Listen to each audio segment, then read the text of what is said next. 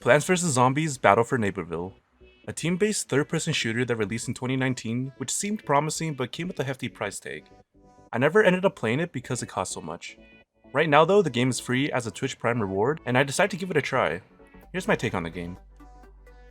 Right off the bat, the game is fun. It's not too serious, yet still offers some great gameplay. The gunplay is arcadey, but skill expressive. Each character has their own roles and feel distinct to one another, and the maps are bright and overall feel well designed. You start off in the lobby, which feels like the Call of Duty World War II hub. This is where you can chill with other people, try out each character on both the plants and the zombie side, and can queue for games. Nothing too special, but it is really nice to be able to try out every character outside of games, especially when you're new. Let's talk about the actual gameplay. The gameplay reminds me of Overwatch, but on a bigger scale with modes hosting up to 24 players in one match. The scale makes the game feel almost like a light version of Battlefield. You have to work as a team, needing healers, defense, and DPS characters. A team without healers will quickly lose the attrition game, and as you need to be out of combat for a significant amount of time to start regenerating, that is really important. You need defense for shields, disruption, and damage absorption, or else your team will fall apart. And you need DPS characters to really bring down the pain, to eliminate as many enemies as possible. The less guns the enemy has, the more health you will have. On the topic of characters, they seem to all be different in playstyle, and each are fairly distinct from one another. As a zombie, you can be your typical foot soldier, with an automatic rifle, poison grenades, and a rocket.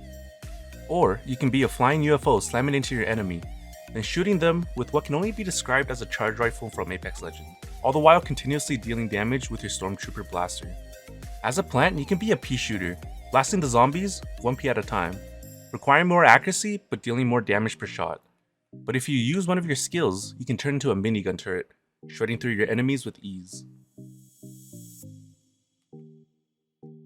Being a sunflower, however, is like playing Mercy from Overwatch. You can target heal and resurrect friendly plants, being the definition of a healer's support. There's many more characters, but I don't want to delve into every single plant and zombie available in this video.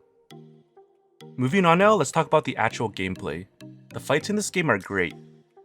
Each engagement feels exciting, with ways to outplay your opponents with your specific plant or zombie, or using the many different angles of approach to sneak up and flank your enemies.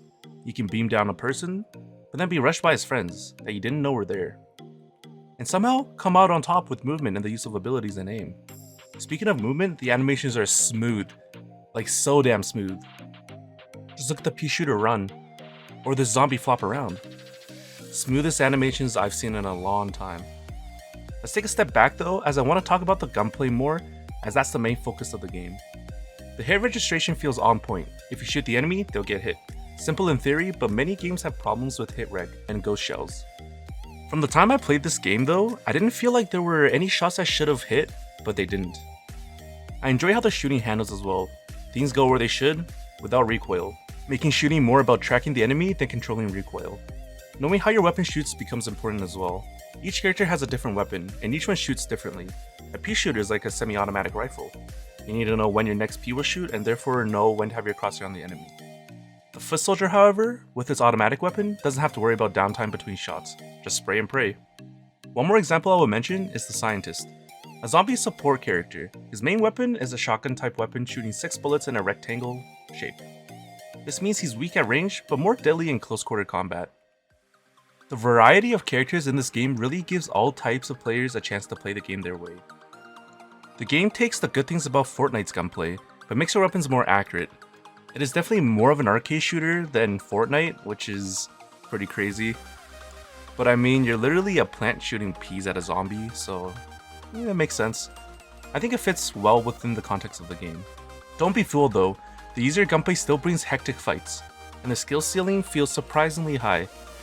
Better fire up aim labs and start working on your tracking.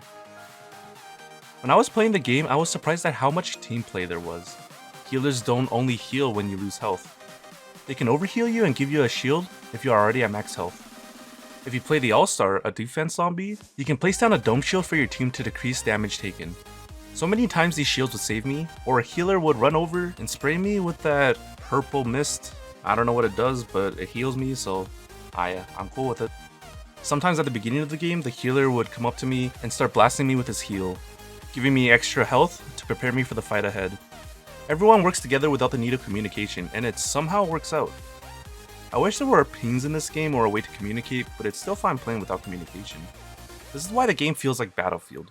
You and your teammates all have the same objective, and everyone tends to group up together, which is where all the fighting will be. Everyone will be using their utility and shooting each other down. It's great, dumb fun. Overall, I think the game is great. It's fun if you just want to chill out and shoot some things. I would definitely recommend checking out the game for yourself if you haven't already.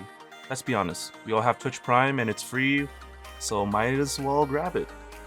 Thank you all for watching, and I'll catch you in the next one.